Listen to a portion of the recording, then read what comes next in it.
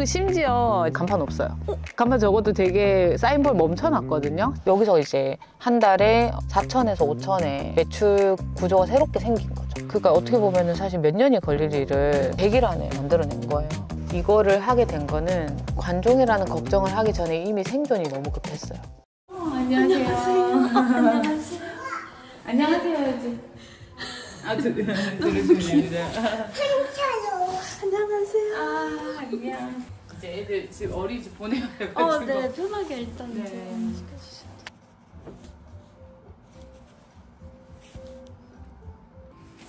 첫째, 둘째는 갔나 봐요. 첫째, 둘째는 8시 전에 학교 가요. 등교해. 8시 반까지 등교라서. 얘는 이제 세 돌 지나서 4살이고 얘는 2살이고 아직 두돌 안 됐고. 근데 애기들이 되게 조용하고 말을 잘 듣네요. 본 게 많아서? 언니들. 언니들 혼나고 이제 저희 집에 오시는 분들 전부 다 그 얘기해요. 등원 전쟁 이런 거 없고 그래서 보면 이 집 군대냐고. 애들이 각이 잡혀있다면서 자기 할 일 다 한다고 규칙적으로 생활하고 그런 거 있어요. 그러면 첫째가 썼던 거 다 물려받나요? 그런 건 안 돼. 아예 아무도 못 물려받아요. 서울이 너무 커가지고 그 사이에 쓸 수 있는 게 없고.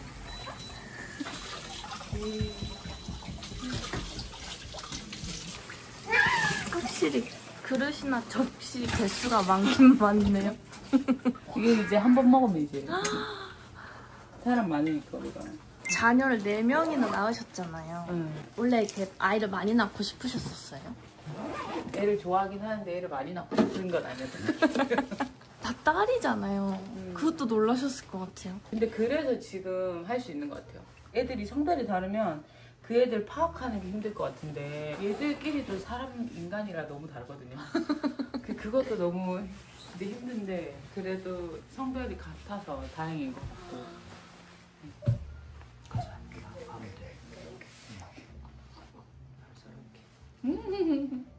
아빠.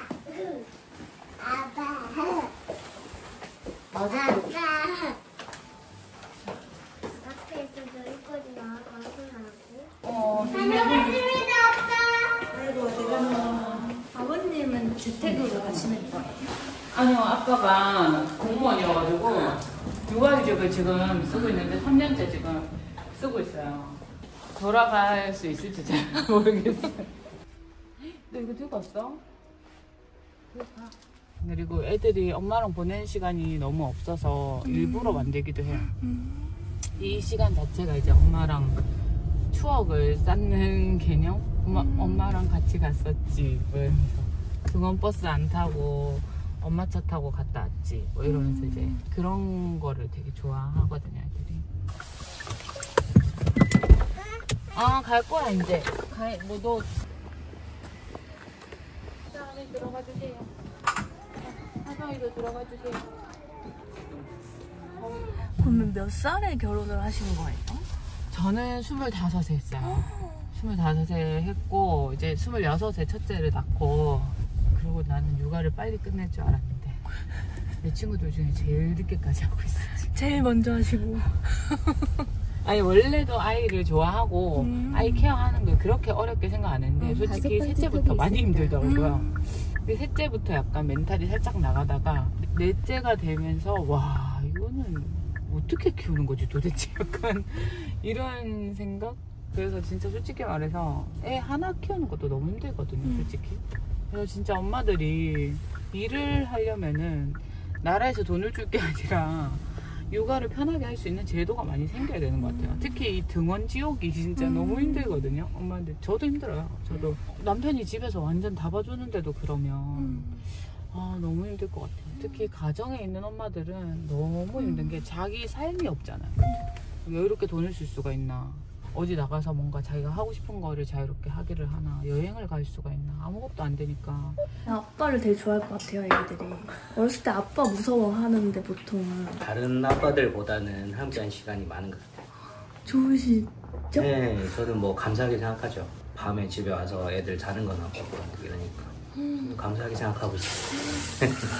와 진짜 이 장면을 인간극장이 엄청 담고 싶었을 거거든요. 아 왔었어요 섭외가? 아유 몇 번이나 왔죠. 문자 막 전화 오고 문자 오고 막 몇 번이나 했었어요. 놀러 가시거나 그러신 적도 있으세요? 없는 것 같아요 거의. 저희는 따로 이렇게 가요. 1, 2호 데리고 제가 갔다 오고 때로는 엄마가 1호 데리고 2호 데리고 가고 주말에는 엄마가 이제 한두 시간 내서 막내들 데리고 나가고 하고 일부러 좀 시간을 만들려고. 그리고 이제 애들이 1대1 케어 받아야 된다고 생각하니까 둘째부터 저희가 한 명씩 데리고 여행 가거나 아니면은 이제 둘째 태어날 때부터 반드시 부모와 독대하는 시간을 꼭 만들었거든요. 따로. 쉽진 않은데. 누구와는 좀 섭섭하지 않게 키우려고 그쵸. 신경 쓰고 있어요. 안녕하세요. 어떡해. 왜? 애기들 등원시키시느라 자기소개를 아직 못해서 네. 정신이 없었네요. 저는 지금 심리학자의 미용실과 심미컴퍼니라는 회사를 운영하고 있는 대표 최민입니다. 4명의 아이를 육아하면서도 사업을 할 수도 있고 또 자기가 하고 싶은 일을 하면서 돈을 벌면서 살 수 있다는 것을 보여주기 위한 거라고 하면 좋을 것 같네요. 아까 애기들 데려다 준 어린이집이 이제 큰애가 다니던 곳이거든요. 그러니까 첫째부터 넷째까지 다 다니는 거죠. 저기를. 육아를 엄마들이 갑자기 집에서 하게 되면 자기 소득이 분명하지 않잖아요. 그거에서 오는 불안이 되게 큰데 제가 남편이 원래 벌던 금액이 있을 거 아니에요. 그거를 딱 이제 못 받으면서 아니면 조금만 받으면서 육아를 하게 되는 그 상황이 되게 미안한 거예요. 그러니까 이제 그러면 내가 회사를 다니면서 받는 월급의 어느 정도 선까지는 예를 들어 80% 정도는 100%까지는 내가 못 해줘도 원장님이 주신다. 네 그런 식으로 하고 이제 그 가정에 쓰는 돈과 이 돈을 분리해서 주는 거를 이제 남편한테 얘기를 했었어요. 그걸 할 수 있도록 할게 라고. 참 말이 무서운 게 그렇게 하니까 더 잘 되긴 하더라고요. 남편이 원래 경영학 전공이에요. 그리고 남편이 대기업 다녔거든요. 그러니까 사실은 실력으로는 더 출중해요. 사실은 남편이 더 출중하고 더 똑똑한 영역이 많은데 어쩌다 보니까 제가 좀 더 많이 세상에 이렇게 보여지는 역할을 하게 된 거예요. 근데 아무래도 남자니까 그런 자기도 뭔가 욕망이 있을 거 아니에요. 그러니까 그런 부분에서 조금이라도 채워주고 싶은 그런 마음이 조금 있었죠. 근데 이거는 사실 아빠들도 가져야 되는 마음인 것 같아요. 여자들이 절대 그 실력이 없거나 그런 게 아니거든요. 제가 볼 때 요즘에 여성들도 학력 높지 경력도 엄청 빵빵하지 이러니까 그렇게 있다가 집에서 만약에 아이만 딱 키운다? 굉장히 우울할 것 같거든요. 그리고 스스로에 대한 자괴감도 되게 클 것 같고 그러니까 그런 부분들이 사실은 밖에서 일을 하는 사람들이 인정해주고 그 인정 말로만 하는 게 아니라 충분히 경제적으로도 쓸 수 있도록 해주고 그래서 그거 너무 중요하다고 생각해요. 그런 얘기 참 많이 하는 것 같아요. 처음에 애기 막 출산하시고 이랬을 때 경제적인 부담은 없으셨을까요? 있었죠. 저희는 처음 시작했을 때는 남편이 공부를 하고 있었어요. 공무원 시험을 준비한 거예요. 저희 남편이 재산이 조금 있었어요.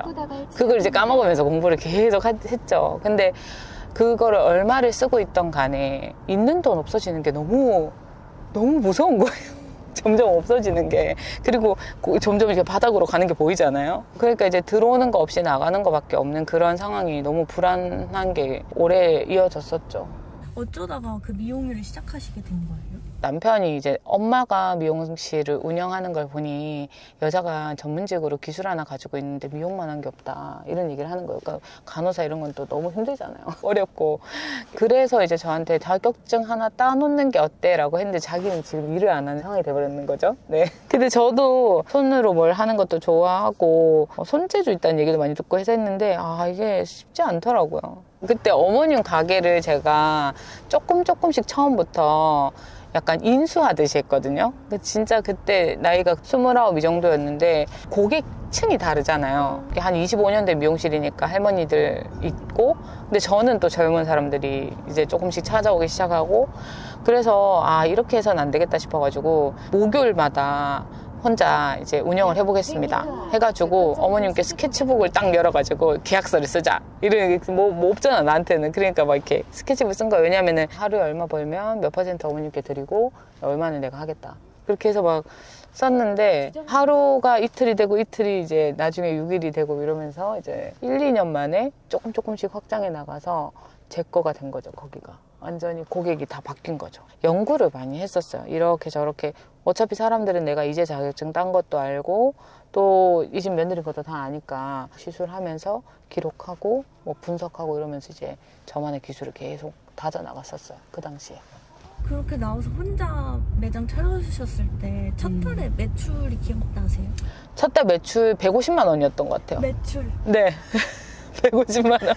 근데 별로 안 놀랐던 게 시골에서는 처음에 첫 달에 제 매출이 30만 원이었거든요. 30만 원, 60만 원이었어요. 8,000원 커트, 제 커트 5,000원 뭐 이런 커트였고 염색이랑 파마를 같이 해도 25,000원. 근데 이제 여기 대구에 제가 이전했을 땐 사정이 다르더라고요. 월세 나가야 되고 고정병비가 많아지기 시작하니까 한 달에 200만 원, 255만 원, 300만 원으로는 택도 없는 거예요. 너무 힘들었죠. 처음에는 경제 개념? 그런 게 없어가지고 생전 처음으로 카드 연체되고 막 밀려도 보고 그거를 진짜 막으면서 사는 게 일상이었던 것 같아요. 손익분기점은 한 1년 지나서는 넘겼던 것 같아요. 오래 걸린 거죠. 무조건 내 시간과 노동력으로 돈을 벌어야 되는 영역이다 보니까 되게 어렵더라고요. 혼자 일하면서 아이 양육하면서 그 당시 대학원 공부를 또 하고 있었거든요.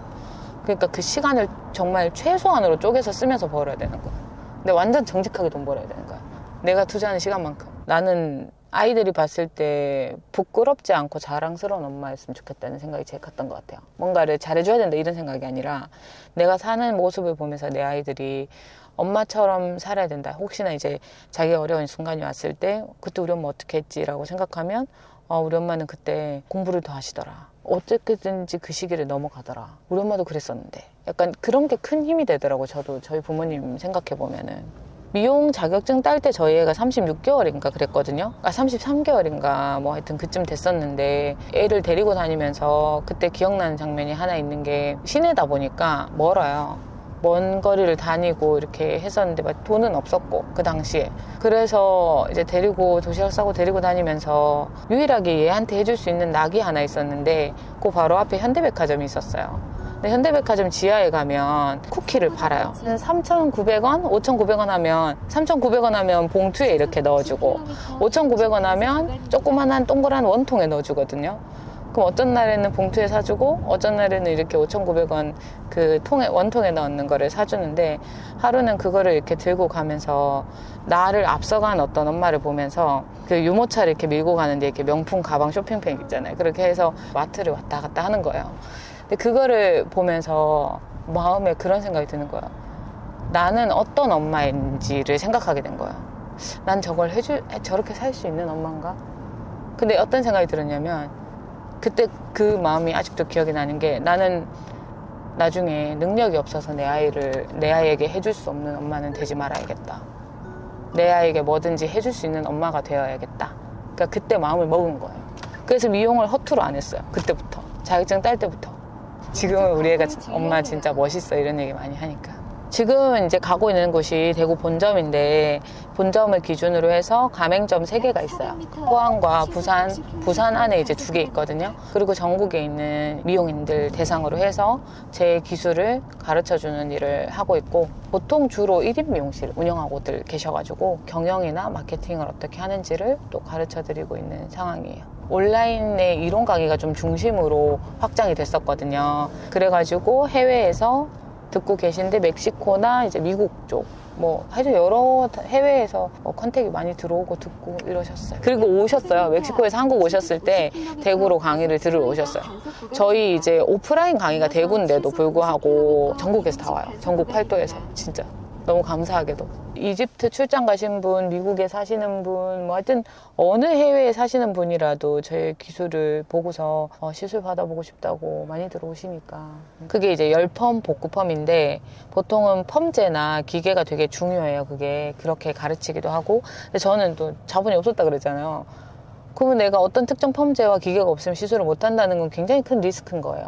그래서 나는 최소한의 투자여야 되니까 이 원리를 좀 파악해야겠다. 내가 원리 기반, 그러니까 완전히 시술로만 고객이 원하는 수준까지의 머릿결과 디자인이 나와야 된다는 거에 초점을 맞춰서 그거에 관련된 기술을 제가 개발을 했었죠. 공식화해서 숫자로 바꿔가지고 그걸 가르치고. 지금 미용실은 지역 기반인 것 같은데 어떻게 그렇게 전국 전 세계로 사업을 확장하실 수 있었던 거예요? 그냥 동네에서 시술만 하고 입소문만 의지했으면 동네 장사 됐을 것 같아요. 근데 그거는 한계가 분명히 있고요. 그게 아니라 제가 SNS를 조금 적극적으로 활용을 했죠. 그러니까 블로그를 한다던가 인스타그램을 한다던가 했는데 인스타그램이 제대로 이제 활성화가 많이 되면서 바이럴이 되면서 사람들이 알고 찾아오게 된 것 같아요. 그때 제가 막 라이브 방송하고 막 이랬거든요. 라이브 켜서 내가 어떤 시술을 하고 있고 어떤 기술을 가지고 있고 그런 거 하다가 교육 들어보고 싶어요 하시는 분도 있고 저 거기 어디예요 하고 일반인 분들 많이 들으셨거든요. 나 거기서 머리 하고 싶다면서 막 이렇게 하시더라고요. 그래서 조금 끄적끄적 해봤는데 아유 그것도 보통 일이 아닌 게 뭐 게시물 100개를 쌓아도 보는 사람 없고 반응도 없고 뭐 그래봐야 1명 2명 오고 뭐 이러는 거예요. 그러는 중에 제가 라이브 방송으로 오은환 선생님이라는 선생님을 알게 됐어요. 이제 처음에는 사귄가 관심 없으면 눌렀는데 계속 뜨는 거예요. 이게 죽지 않고 살아나는 것처럼 아 이게 무슨 소리를 하나 이렇게 했는데 심리학을 전공하셨다고 해서 심리학? 근데 저도 소비자 심리학 공부하거든요. 그래서 듣는데 이건 대학원에서 내가 듣는 얘기를 여기서 다 하고 계시네? 약간 이런 걸 딱 느낀 거예요. 거기서. 이게 무료가 아닌 거예요. 내용이. 내가 지금까지 잘 되고 안 된 것들이 우연이 아니었구나. 이거는 사실 원래 공식이 있었구나. 그런 거를 이제 제가 알게 돼가지고 강의를 한번 들어보고 싶다 해서 처음으로 1년씩도 없는 사람 온라인 강의를 신청을 해가지고 듣게 됐는데 몇 개 안 보고 엄청 도움 많이 얻었어요. 몇 개 안 보고 이미 성과가 나오니까 그 뒤를 볼 시간이 없는 거죠. 지금 이거 케어를 해야 되니까. 무료가 아니었고요. 그 다음에 정교 강의를 들었을 때는 그 강의에서 시키는 대로 옆에 적어가지고 나오면은 성과가 안 나올 수가 없어요. 구조적으로. 그러니까 안 하니까 안 나오는 거고 제가 3년을 선생님 강의를 듣고 있는데도 지금도 저는 선생님 강의 다 듣거든요. 뭔가 이렇게 마케팅에 있어서 뭔가 답이 얻고 싶다?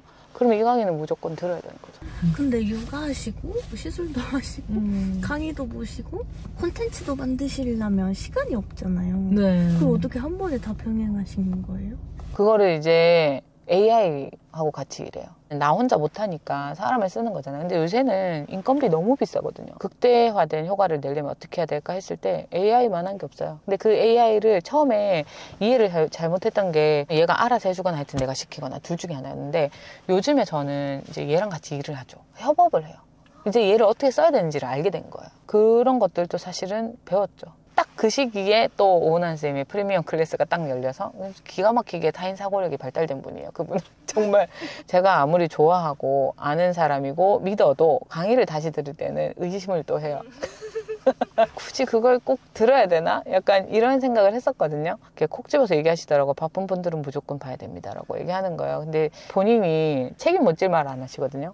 본인이 뱉었는데 안 될 거는 절대 말씀 안 하세요. 그래서 뭐가 있나 본데? 이렇게 생각하면서 들었는데 결론적으로 봤을 때는 AI 자체가 능수능란해졌나? 네, 오케이.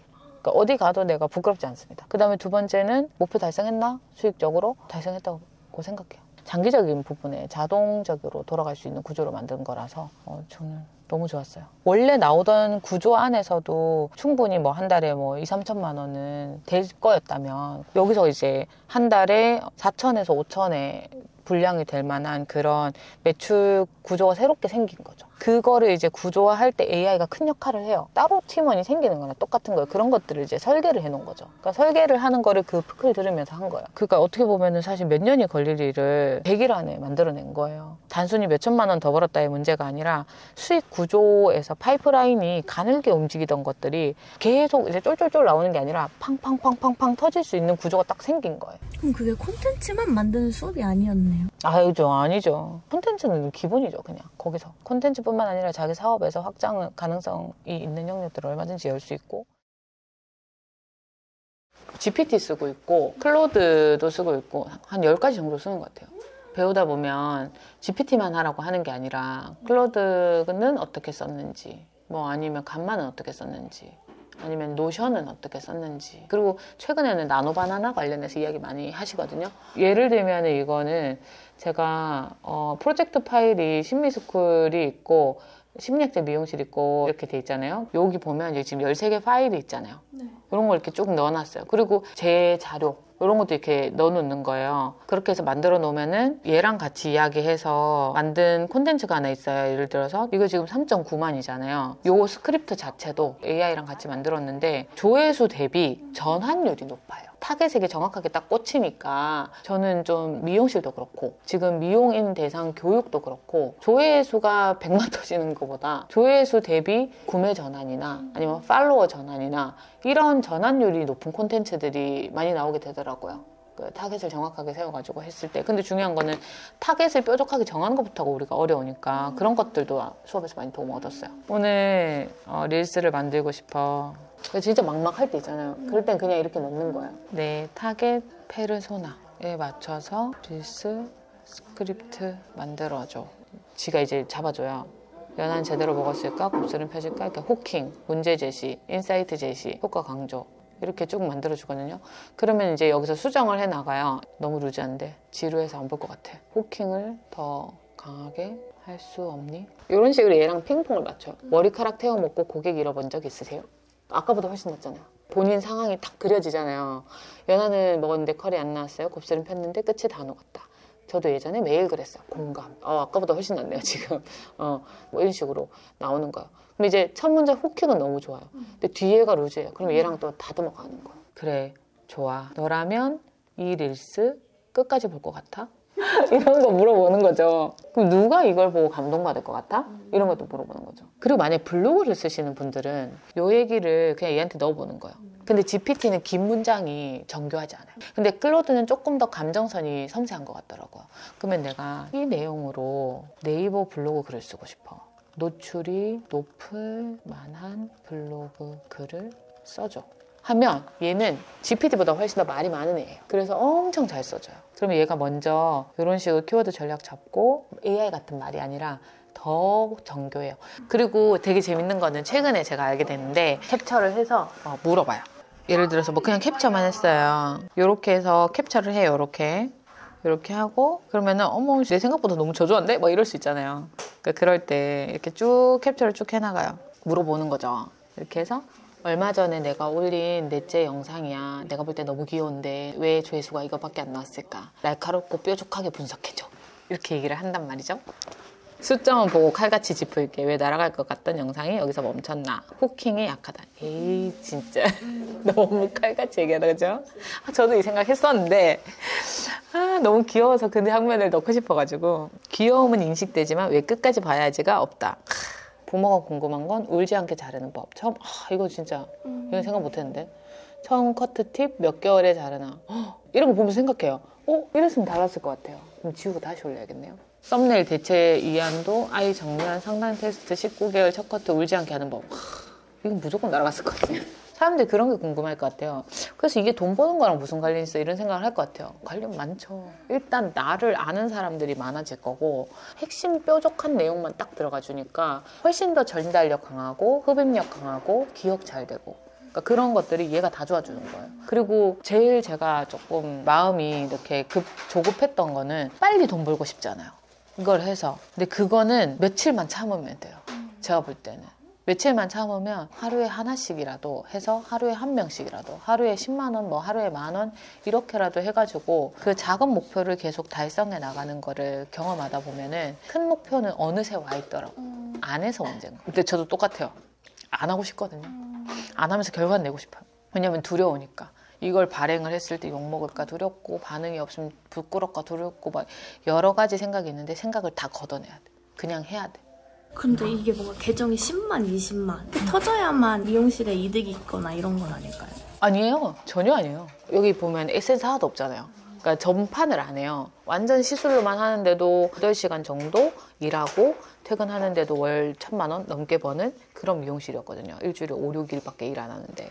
근데 그런 것들이 정확하게 내가 만나야 될 사람에게 내 콘텐츠가 가는 게 더 중요했어요. 오고 싶은 분들이 탁탁탁탁 꽂히니까 그 사람들만 계속 들어오니까 조회수 대비 이익률이 높은 거죠. 그러니까 전환율이. 돈 써봤어요. 저도 인스타에도 광고 돌리고 해봤는데 걔가 내가 원하는 사람들을 데려다 주지 않았어요. 그러니까 돈만 나가는 거예요. 관종 뭐 이런 말 들을까봐 망설이는 사람들도 많잖아요. 관종이라고 얘기하는 게 가장 두려운 대상이 아마 가족이거나 지인일 건데 우리 가족들에게 유익한 일을 하려고 하는 거면 관종이라고 얘기할 사람 없어요. 내 가족 중에서는. 있다면 그건 무시해도 될 것 같고. 이거를 하게 된 거는 관종이라는 걱정을 하기 전에 이미 생존이 너무 급했어요. 그러니까 그런 마음 없이는 안 되는 것 같아요. 누가 욕하고 누가 나한테 뭔가 손가락질 하는 게 아직까지 두렵다? 아우, 그거는 아직 배가 불러서. 네, 저는 그런 생각할 겨를이 없었던 것 같아요. 지금 내가 당장 매출 내야 되고 내가 당장 고객들 많아져야 되는데 그런 걱정할 겨를이 어딨어요. 근데 여기가 위치가 완전 큰 도로가에 있는 건 아니잖아요. 네, 맞아요. 근데도 다 외국에서도 오시고 다른 지방에서도 잘 오시는 거예요? SNS를 해야 돼요. 그래서 안 하면 안 되는 게 검색해서 오니까. 그리고 심지어 간판 없어요. 간판 적어도 되게 사인볼 멈춰놨거든요. 근데도 제가 여기 완전 거의 상권 만든 수준이죠. 처음에는 미용 그 자격증 따기로 시작하셔서 지금은 일본에까지 내는 걸 꿈꾸고 계시는데 이렇게 꿈이 커질 줄 아셨나요? 그거를 처음부터 이렇게 계획한 건 아니었는데 중요한 거는 기술 백날 좋아도 자기를 어떻게 보여줘야 되고 내가 존재한다는 걸 알리는 거에 대해서 잘 하지 못하면은 아무 소용이 없거든요. 근데 그 진짜 제대로 된 자신감을 가지게 된 거는 세상에 내가 딱 드러났을 때였어요. 너무 좋아요. SNS가 창인 것 같아요. 창. 보여주는 창. 오은환 선생님과 대화를 하다가 울었거든요. 선생님 진짜 저는 어떤 특정한 펌제 없이 정말 펌제 하나만 있어도 지금 제가 내는 결과물 에센스 없이 건조만이라는 게 저희 슬로건이에요. 에센스 없이 건조만 해도 찰랑찰랑한 윤기가 나야 된다. 그리고 디자인이 나와줘야 된다. 근데 미용인들이 제 기술을 봤을 때도 그런 거 없어 사기야 했는데 이게 된다고? 약간 이런 수준이었거든요. 최근에도 그 얘기 너무 많이 들었거든요. 깜짝깜짝 놀래고 와 이렇게 팔짱 끼고 있던 분들도 제 시술 끝나고 난 뒤에는 와, 진짜 너무 대단하시다는. 너무 몰라준다는 생각을 한 거죠. 여전히 무슨 펌제가 중요하고 매직기가 중요하고 이렇게 생각하는 게 왜 그렇게 생각하지? 그러니까 그런 것들을 좀 알려주고 싶은데 너무 지치는 순간에 선생님이 저한테 그러셨어요. 원장님 그만두지 말고 딱 한 번만 더 해보면 안 되겠냐고. 이렇게 얘기하시는 거예요. 때가 올 거다. 그리고 욕심을 조금 가졌으면 좋겠다. 돈을 조금 벌고 싶다는 생각을 했으면 좋겠다. 너무 장인 정신에 막 매여 있으니까 돈을 벌고 싶다는 생각을 좀 하셨으면 좋겠다고. 막 이렇게 얘기를 하시는 거예요. 그때도 시큰둥하게 네 이렇게 하고 끝을 냈는데 생각을 좀 해봤죠. 이게 될까? 뭐 이렇게 했는데 요즘에는 지금 때가 됐구나. 지금 좀 익었구나. 지금은 막 확장해 나갈 수 있겠다는 생각이 많이 들었고 이대로 쭉 가면 되겠구나. 지금 하여튼 제일 편안한 시기에 딱 봉착한 것 같아요. 여러 가지 생각이. 선생님이 딱 저한테 그런 말씀 많이 하시거든요. 육아도 하시면서 사업도 확장시키셨잖아요. 네. 그래서 이걸 보고 있는 많은 엄마들이 엄청 큰 영감을 받으실 것 같거든요. 사람마다 사정이 다 다르고 형편이 다르다 보니까 쉽지는 않을 것 같은데 우리가 다만 얼마라도 벌어서 내 아이를 키워내고 내 삶을 조금 더 편안하게 살고 싶잖아요. 그런 엄마들이 있다면 기회는 항상 오진 않거든요. 근데 항상 있긴 있어요. 근데 항상 잡을 수는 없어요. 근데 내가 그게 준비가 돼 있으면 그 기회를 잡는 것 같아요. 요즘에 그 경험 진짜 많이 해요. 내가 그걸 목표로 삼고 있으니까 이 기회가 눈에 보였던 거예요. 분명한 목표를 가지고 있다면 예를 들어서 내 아이를 조금 더 좋은 환경에 키우고 싶다거나 아니면 내가 조금 더 여유롭게 돈을 쓰고 싶다거나 한다면 이미 목표가 생긴 거거든요. 그 목표를 위해서는 그냥 한 가지밖에 없는 것 같아요. 계산 없이 실행하는 거. 지금 이건 기회다. 이렇게 생각하고 그때 과정에서 분명히 누군가는 그렇게 얘기할 수 있어요. 야, 네 주제에 무슨 그 수업을 두냐, 네 주제에 무슨 그런 일을 하냐 이렇게 얘기할 수 있는데 그 주제라는 건 누가 정해주는 게 아니거든요. 내가 정하는 거지. 좀 당당하게 만약에 지금 경단녀라면 옛날에 내가 일을 하면서 얻었던 영광스러운 그 순간을 잊지 말고 다시 한번 생각을 해보고 그게 앞으로는 없을 거야 라는 거는 그건 내가 그렇게 생각하는 거지 없는 게 아니거든요. 있다고 믿으면 무조건 있는 거예요. 뭐 해서 실패를 할 수도 있고 내가 투자한 만큼 성과 못 낼 수도 있죠. 근데 내 인생이 후회로 남아있는 거를 누군가 대신해서 진짜 후회가 아닌 만족스러운 삶으로 만들어줄 수 있는 사람 아무도 없어요. 남편도 아니고 애도 아니고 부모님도 아니에요. 그런 삶을 사는 사람 아무도 없을 거예요. 주체적으로 살 수 있었으면 좋겠어요. 그래도 괜찮다는 얘기를 하고 싶고 정말 누구보다도 뼈저리게 힘들게 살아왔거든요. 살았는데 누구보다도 의심 많이 받으면서 누구보다도 어쩐 순간에는 진짜 질타받으면서 몸이 아파서 입원하는 순간에도 네가 몸 관리 못해서 돈을 못 벌지 이런 얘기까지 들어가면서 살아왔어요. 근데 결국에는 포기하면 끝이 안 보이는데 시작 딱 해서 마지막 종점까지 안 놓고 있으면 이 과정은 영광이지 내가 이제 그려놓은 그림 중에 하나일 뿐인 거지 절대 실패가 아니거든요. 실패할까 두렵거나 아니면 내 주제 이거 해도 될까 생각하거나 이런 사람들이 있다면 있는 기회를 안 놓치고 한번 잡아보고 잡았다면 죽도록 해봐야죠. 끝까지. 아까 그 무료 강의 들으셨다 했잖아요. 이번에도 원아님 무료 강의 준비 중이시거든요. 아우, 네. 사실 신청 못했는데. 신청해야 되는데, 빨리. 누군가는 또 원장님처럼 기회로 잡고 듣고 인생을 바꿀 수도 있겠네요. 당연하죠. 그래서 저는 오은환 선생님에 대해서는 뭐 다른 것보다는 하나는 분명히 신뢰할 수 있는 게 제가 3년을 봤잖아요. 근데 3년 전보다 지금 더 많은 걸 알고 계신다는 게 느껴져요. 감추거나 안 가르쳐 주는 게 없어요. 정말 예민하게 질문할 때도 많거든요. 근데 선생님이 정말 깊이 고민하고 답을 해주시거나 아는 건 아는 만큼 끝까지 해주시려고 하거나 아니면 찾아서 알려주시거나 약간 그런 분이시더라고요. 그래서 저는 무료라도 다 들어요. 안 들은 적이 없었던 것 같아요. 무료라도 다 듣는 거는 선생님이 그걸 듣는 사람들이 누군지를 항상 생각하고 준비하세요. 그래서 이거를 듣는 사람이 이걸 왜 들어야 될지를 생각하고 준비하실 거거든요. 그래서 누가 들어와 있어. 그러면 아, 이분은 지금 이게 너무 필요해. 그러면 그걸 얘기해 주신단 말이에요. 그래서 이제 저는 무료라도 꼭 들어야 될 것 같고 필요하신 분들은 안 놓쳤으면 좋겠어요. 마지막으로 이 질문을 안 할 수가 없는데 앞으로 어떤 엄마가 되고 싶으세요? 4명의 아이가 있잖아요. 하영, 하람, 하민, 하선이 있거든요. 근데 이 하영, 하람, 하민, 하선의 엄마가 다 되려면 저도 있어야 되고 내 아이들도 있어야 되는 거예요. 물론 남편도 존재해야 되지만 근데 이게 그렇게 쉽지 않다는 걸 세상 살면서 많이 느끼는 것 같아요. 뭔가 대단한 걸 이루고 싶은 게 아니고 저는 아이들과 매일 식탁에 앉아서 밥을 먹고 서로의 이름을 부르고 그리고 그런 순간에 다른 걱정을 안 했으면 좋겠고 그런 매일이 이어지기만 하면 돼서 그러려면은 지금은 제가 봤을 때 저는 저의 건강을 진짜 많이 챙겨야 될 것 같거든요. 저는 건강하게 그냥 우리 아이들의 엄마로 있고 싶어요. 어떤 엄마가 되고 싶은 게 아니라. 저는 다 해봤거든요.